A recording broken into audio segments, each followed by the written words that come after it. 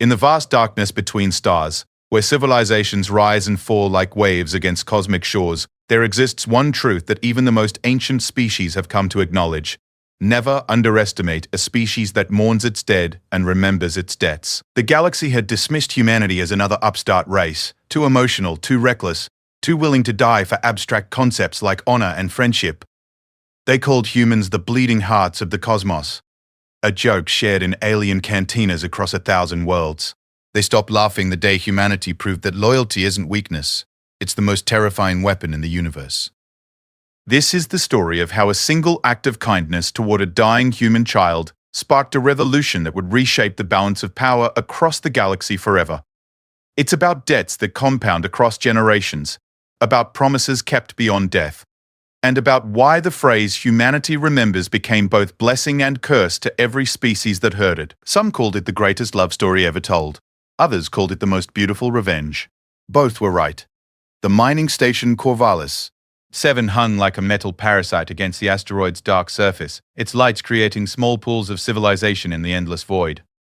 Captain Sarah Chen pressed her palm against the observation deck's cold metal wall and watched the Zilithian medical transport dock with mechanical precision. Her daughter Maya lay dying 3 decks below, and this was their last hope. The Zilithians were known throughout the galaxy for their medical expertise, but they were also known for their prices. Sarah had already sold everything she owned, mortgaged her ship, and borrowed against her future mining contracts. It still wasn't enough for the experimental treatment Maya needed.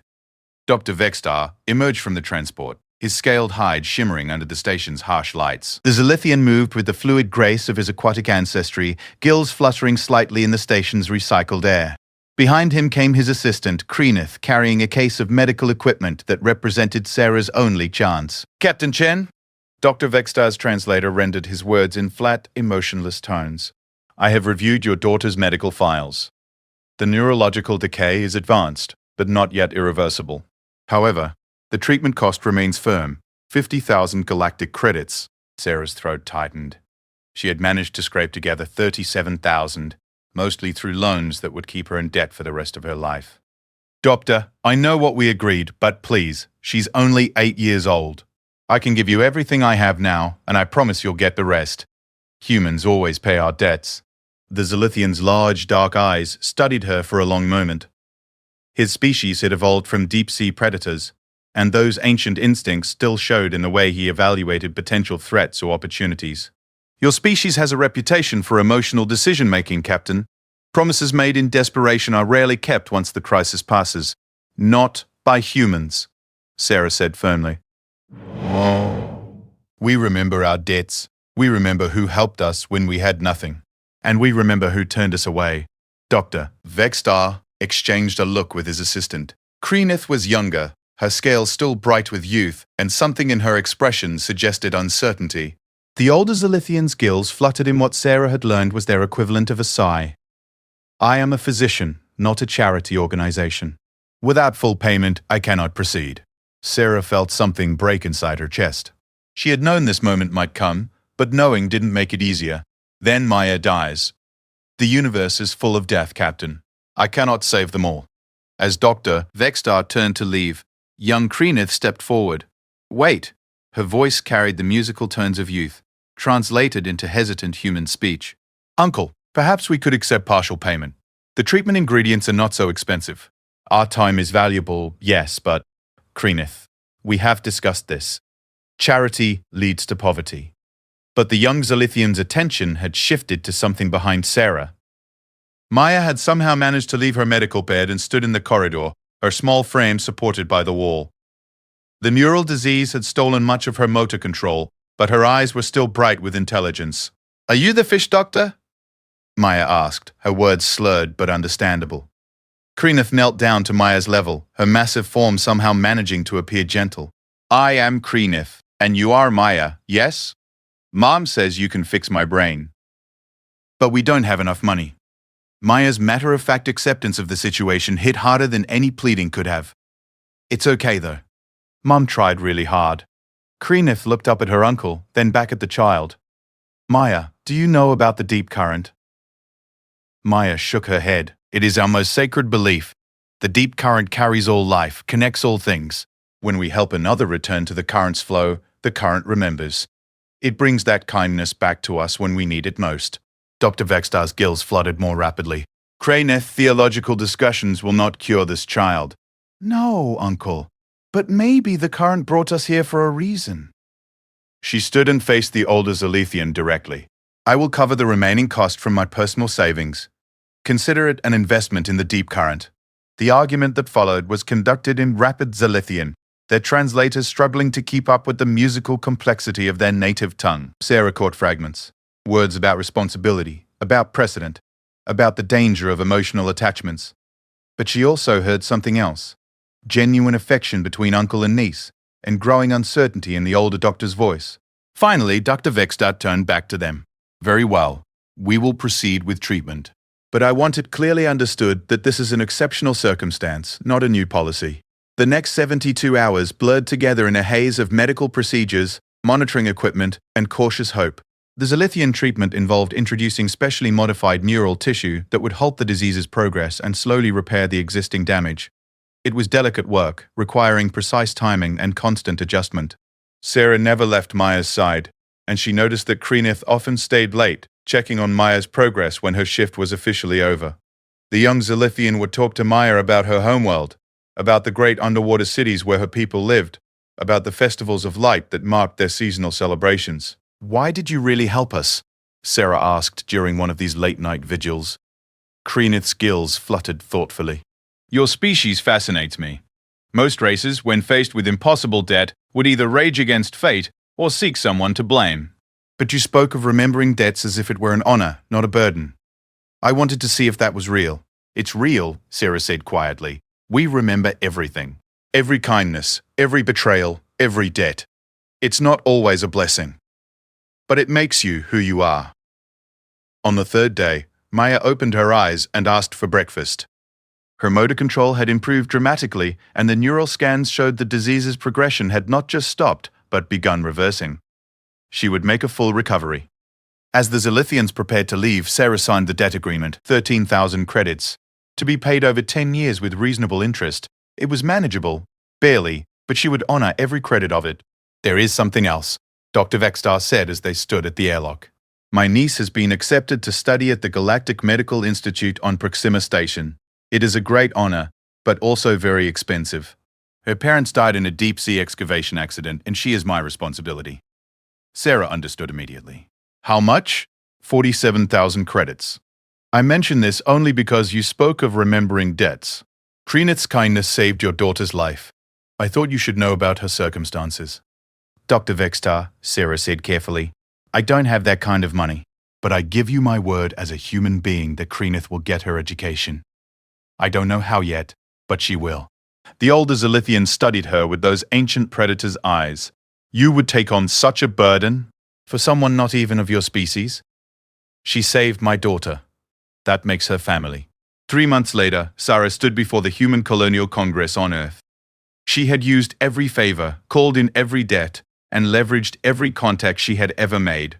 The story of Maya's treatment had spread through human space like wildfire, and Sarah had become something of a celebrity. More importantly, she had become a symbol.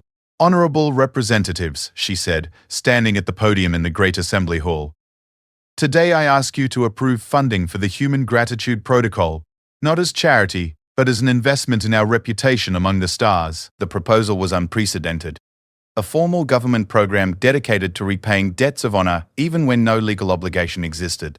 It would cost millions of credits annually, but Sarah had done her homework. She presented economic analyses showing how human reliability in business was already paying dividends in interstellar trade. She showed military assessments of how other species were beginning to view humanity as dependable allies. But more than that, she told them about an 8-year-old girl who lived because someone chose kindness over profit. The vote was unanimous. Within 6 months, the first Human Gratitude Protocol disbursements began. Krenith received full funding for her medical education, plus a stipend for living expenses. More importantly, word spread throughout the galaxy that humanity had created a government program specifically for paying debts of honor. Other species took notice. The Andromedans, who had dismissed humans as emotionally unstable primitives, began requesting human partners for long-term trade agreements. The logic was simple. If humans would go into debt to help strangers, they could be trusted with major economic partnerships. The Katahari Empire, locked in a border dispute with the aggressive Nexus Alliance, quietly approached human diplomats about a mutual defense treaty. If humans remembered kindness, perhaps they would also remember who their friends were when war came. But perhaps the most significant change was among the Zilithians themselves. Dr. Vexstar published a paper in the Galactic Medical Journal titled The Economic Value of Interspecies Altruism, documenting how his niece's experience had led to increased cooperation between Zilithian medical teams and human colonies. The paper became one of the most cited works in xenosociology. On Corvallis 7, Maya Chen celebrated her 9th birthday. Her neural scans showed no trace of the disease that had almost killed her, and she had become fascinated with xenobiology, particularly aquatic species. She spent hours studying Zilithian culture, and had even begun learning their musical language. "Mom," she said, as they watched the ships come and go from the observation deck. "Kreenith sent me a message. She's graduating early from medical school. She wants to specialize in pediatric neurology." Sarah smiled. "That's wonderful, sweetheart. She said she wants to help other kids like me, kids whose families can't afford treatment." Maya paused, watching a Zilithian transport dock at the station. She said, "The deep current brought us together for a reason." Maybe it did, Mom. "When I grow up, I want to be like you." How do you mean? Maya looked up at her with serious 8-year-old eyes. "I want to remember everything. All the people who help us, and all the people who need help. I want to make sure the debts get paid." Sarah pulled her daughter close, watching the stars wheel slowly past the observation deck. Somewhere out there in the vast darkness between worlds, the word was spreading: humanity remembers. It was a simple phrase, but it was already changing the galaxy in ways they were only beginning to understand. The age of human expansion was about to begin in earnest, built not on conquest or technology, but on something far more powerful: the knowledge that every act of kindness would be remembered, every debt would be paid, and every friend would be protected. It would reshape the balance of power among the stars. And it all started with a little girl, a desperate mother, and a young Zilithian who chose to believe in the deep current. 23 years had passed since Maya Chen's treatment on Corvallis 7, and the galaxy had learned to fear the phrase, "humanity remembers." What had begun as a simple story of gratitude had evolved into something that made even the most powerful civilizations reconsider their actions. Dr. Maya Chen, now a xenobiologist specializing in interspecies medicine, stood in the command center of the human research vessel Remembrance. The ship was part of the expanded Human Gratitude Protocol, now evolved into a galaxy-spanning network that tracked every favor, every debt, and every act of kindness or cruelty toward humanity. The data flowed across holographic displays in complex patterns that told the story of human expansion across the stars. "Director Chen," called Lieutenant Commander Jiang from the communications station, "we're receiving a priority transmission from Zilithian space. It's marked as a deep current emergency." Maya turned from the tactical display where she had been reviewing the latest intelligence reports about the Nexus Alliance's aggressive expansion. The Nexus had been steadily absorbing smaller civilizations, offering protection in exchange for complete political submission. 3 systems had fallen in the past year, and the pattern was accelerating. "Put it through." The holographic display shimmered and resolved into the familiar form of Kreenith, now Dr. Kreenith, Director of Pediatric Neurology at the Zilithian Medical Institute. But the confident physician Maya remembered from their correspondence looked haggard, her scales dull with stress. "Maya, thank the current I reached you." Kreenith's words came through the translator with unusual urgency. "We need the protocol's help. The Nexus Alliance has issued an ultimatum to the Zilithian government. Submit to their rule or face complete economic blockade." Maya leaned forward. "What's the time frame?" 72 hours. "They've already positioned their fleet at the edge of our system. My uncle, Dr. Vexstar, is leading the medical council's response. But Maya, they're demanding something that would destroy us." "Explain." Kreenith's image flickered as she shared data files. "The Nexus wants complete access to our medical technology, including the neural treatments. They claim it's for the greater good, to provide healing to all species under their protection. But we know what they really want." Maya studied the incoming data. The Nexus Alliance's pattern was becoming clear. They would demand submission, then strip each conquered civilization of whatever made them unique or powerful. The Zilithians' medical knowledge would give them unprecedented control over conquered populations. They want to control who lives and who dies, Maya said quietly. Exactly. But Maya, there's more. The Nexus has been studying human expansion patterns. They know about the Gratitude Protocol. They know how humans respond to threats against their allies. This ultimatum isn't just about conquering Zilithian space. It's bait, Maya realized. They want to provoke a human response. But why? Because you scare them, Kreeneth said simply. The galaxy has watched humanity for 2 decades. You've built alliances not through conquest but through loyalty. Species that have never cooperated before now work together because they know humans keep their promises. The Nexus can't understand that kind of power, so they want to destroy it. Maya activated the ship's senior staff alert. Within minutes, her command team had assembled. Admiral Torres, a veteran of the border wars, Dr. Yolanda Okafor, head of the ship's xenopsychology department, and Commander Sarah Chen, Maya's mother, who had requested reassignment to the Remembrance when the Zilithian crisis began developing. Options? Maya asked without preamble. Admiral Torres called up a tactical display. The Nexus has positioned a battle fleet of 47 ships around the Zilithian home system. Standard human response would be to send diplomatic protests and maybe position a few ships at the border.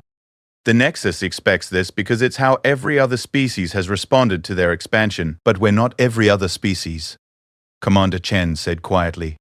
Maya, show them the protocol files. Maya activated the central display, and the full scope of the Human Gratitude Protocol became visible. Lines of light connected thousands of star systems, each one representing a debt, a favor, an alliance built on mutual respect rather than fear. The network spanned across the entire spiral arm of the galaxy. In the 23 years since my daughter's treatment, Sarah Chen said, addressing the room, humanity has accumulated obligations to over 600 different species and political entities. We've also earned the loyalty of those same groups. Dr. Kreeneth's people saved Maya's life. Now the protocol owes them a debt we can never fully repay. Dr. Okafor stepped forward. But this isn't just about one debt, is it?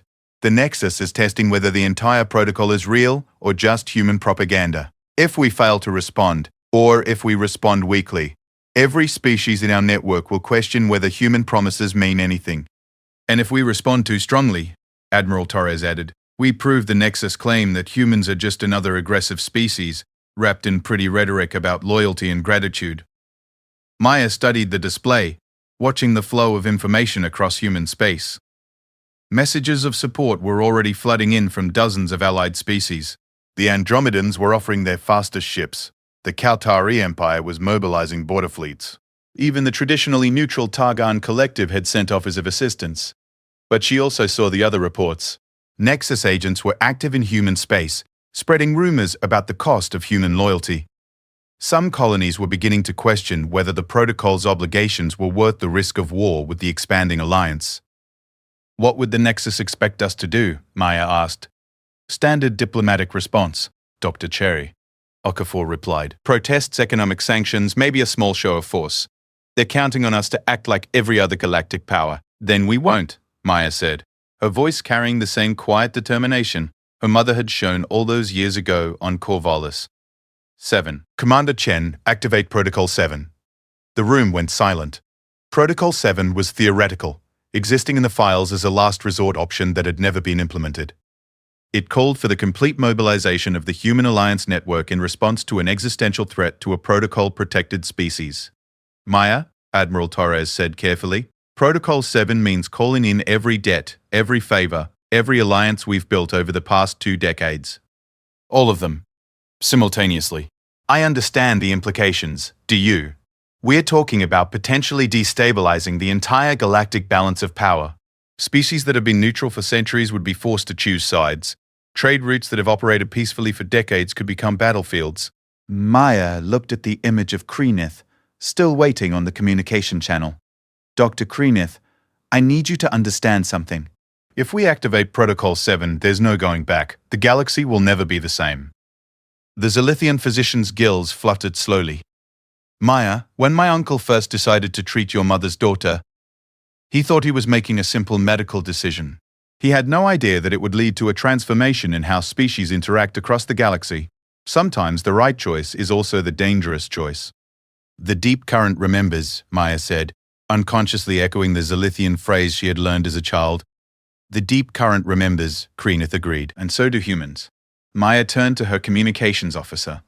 Lieutenant Commander Jang, send activation codes for Protocol 7 to all Alliance partners. Full implementation effective immediately. Aye, Director. Protocol 7 activated.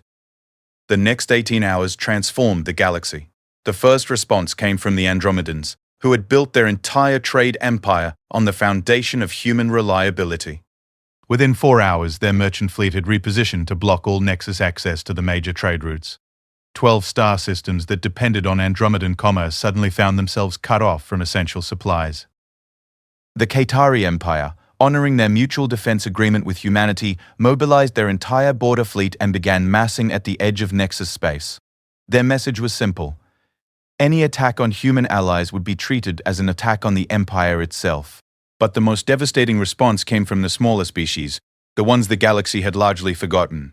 The Keth, whose healing crystals had become essential for deep space medical facilities, withdrew all their exports to Nexus-controlled worlds. The Villani, master craftsmen of quantum computing cores, recalled all their technical support staff from Nexus facilities.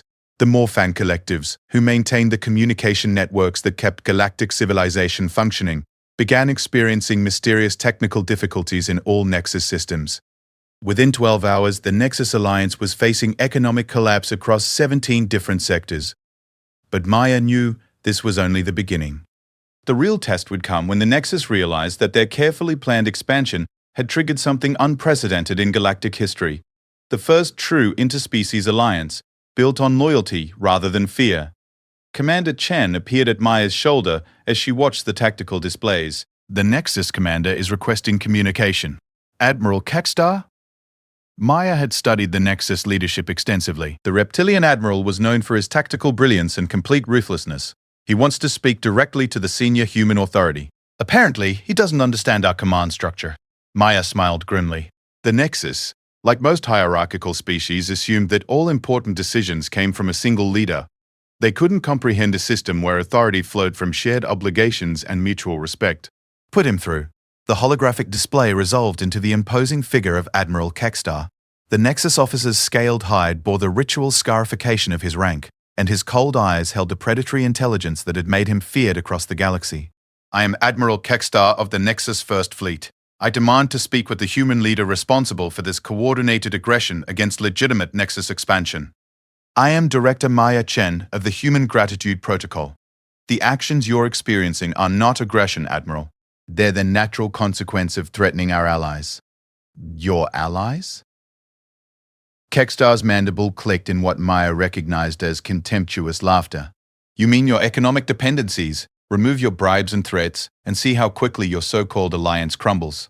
Admiral, I think you misunderstand the nature of human alliances. We don't maintain loyalty through bribes or threats. We earn it through our actions. Sentiment. Philosophy. Words that mean nothing when facing military reality. Maya activated a new display showing the complete scope of the Protocol 7 response. Admiral, in the past 18 hours, 47 different species have taken coordinated action in support of the Zilithian system. They did this not because we forced them, but because they chose to honor their commitments to us. Can you say the same about your allies? For the first time, uncertainty flickered in Kekstar's eyes.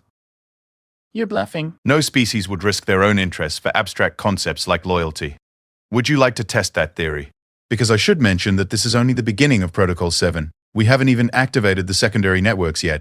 The truth was, Maya was bluffing about secondary networks, but she could see that her words had found their target. The Nexus had built their expansion on the assumption that all species were motivated by self-interest and fear.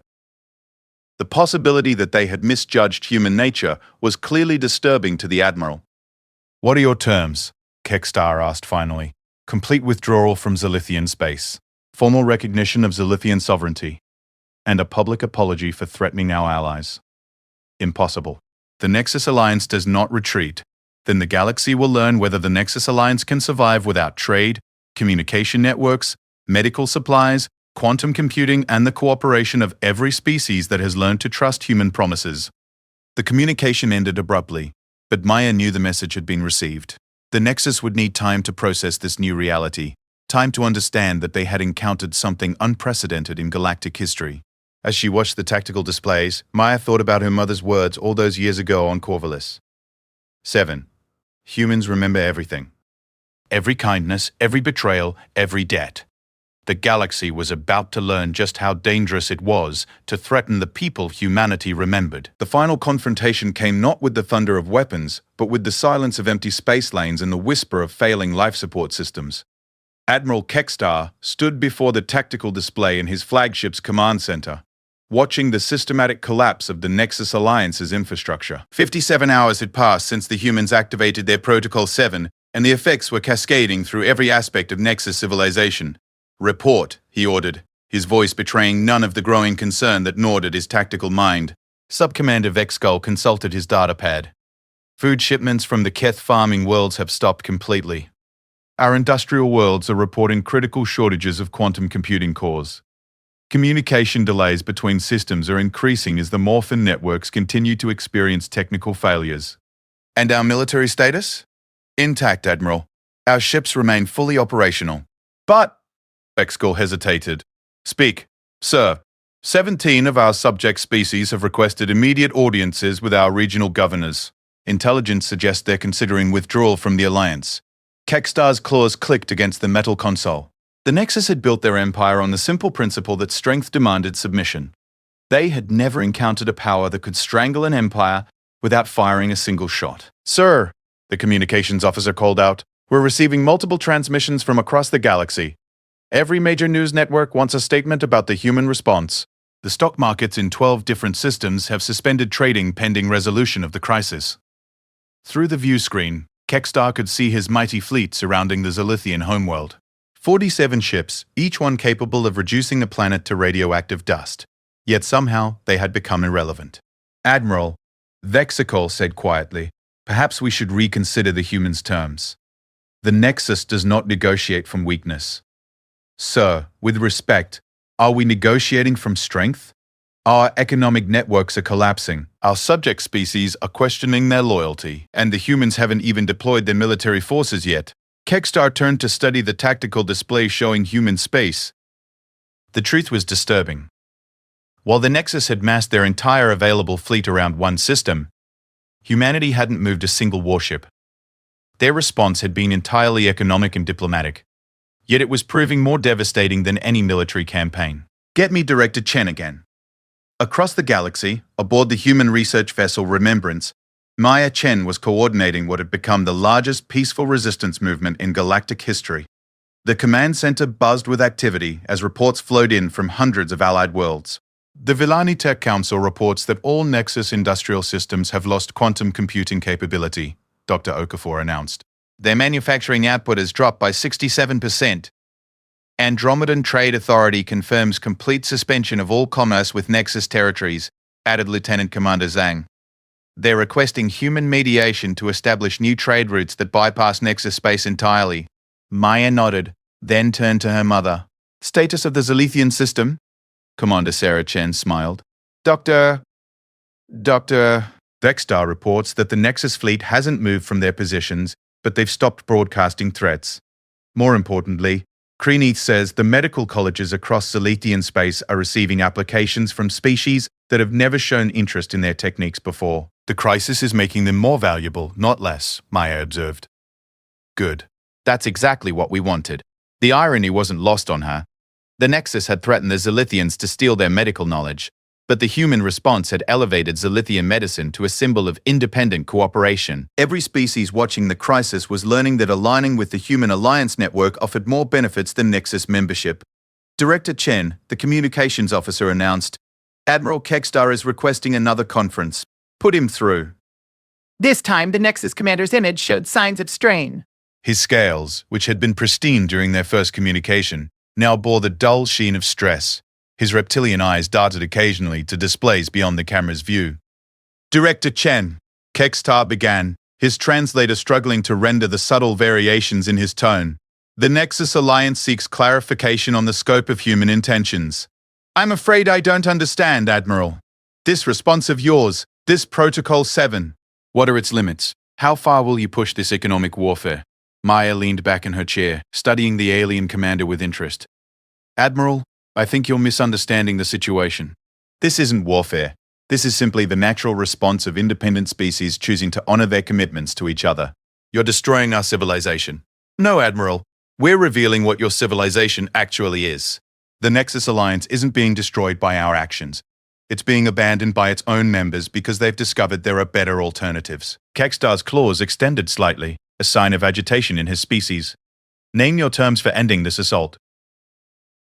The same terms I offered before. Complete withdrawal from Zilithian space, formal recognition of their sovereignty, and a public apology. And if we comply, your economic siege will end?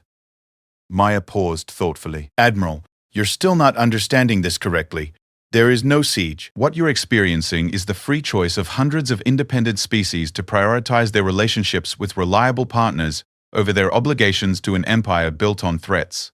She activated a display showing the growing network of voluntary cooperation that had emerged during the crisis.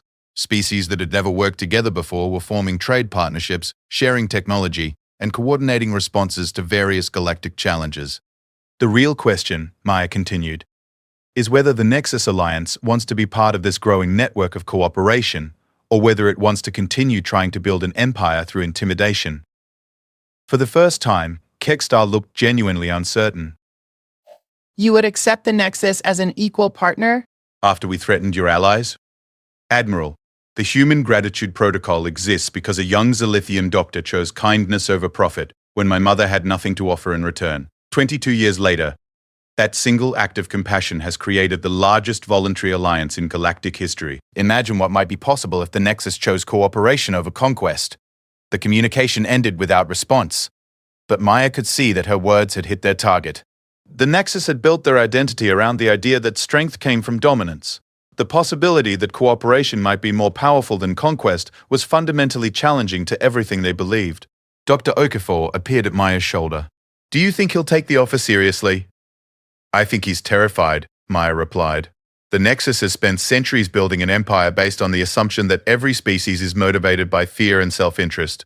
They can't understand how we've created a network based on loyalty and mutual benefit. And if they don't accept the offer?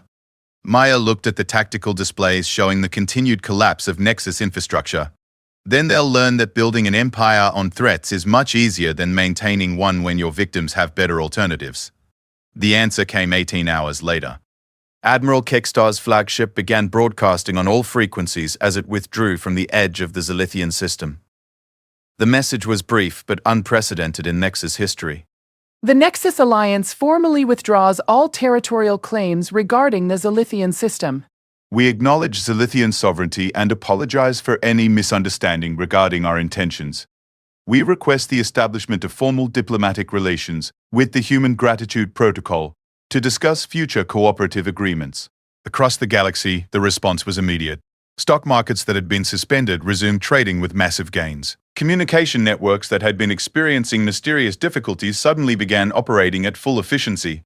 Trade routes that had been disrupted reopened with improved capacity. But perhaps more significantly, applications for membership in the Human Alliance network increased by over 300% in the following week. Species that had been considering Nexus membership began requesting information about protocol participation instead. On the Zilithian homeworld, Dr. Kekstar stood in the same medical facility where he had once treated a dying human child. Now it had become the Interspecies Medical Research Center, funded by contributions from over 200 different worlds and dedicated to providing advanced medical care regardless of a patient's ability to pay. Beside him, Dr. Krenith reviewed the latest research proposals submitted by species from across the galaxy. The crisis had transformed Zilithian medical knowledge from a carefully guarded secret into the foundation of the galaxy's most advanced cooperative medical network. Uncle, Krenith said, looking up from her data pad. Do you ever wonder what would have happened if we had refused to treat Maya all those years ago? Dr. Kekstar's gills fluttered in what humans had learned to recognize as Zilithian laughter. I think, my dear niece, that we would still be living in a galaxy where strength came from conquest rather than cooperation. The deep current brought us together for a reason, Krenith said, echoing the words she had spoken to a dying child decades ago. Yes, though I don't think either of us understood how powerful that reason would become. Aboard the Remembrance, Maya Chen stood with her mother on the observation deck, watching the Zilithian homeworld rotate slowly beneath them. The crisis was over, But the galaxy had changed forever. What had begun as a threat to one species had become the catalyst for the largest peaceful transformation in galactic history. "Mom," Maya said quietly, "do you think we did the right thing?" Protocol 7 changed everything. There's no going back to the way things were. Sarah Chen smiled, remembering a desperate mother facing an impossible debt and a young alien doctor who chose compassion over profit. "Maya, your father used to say that the universe has a way of balancing the books.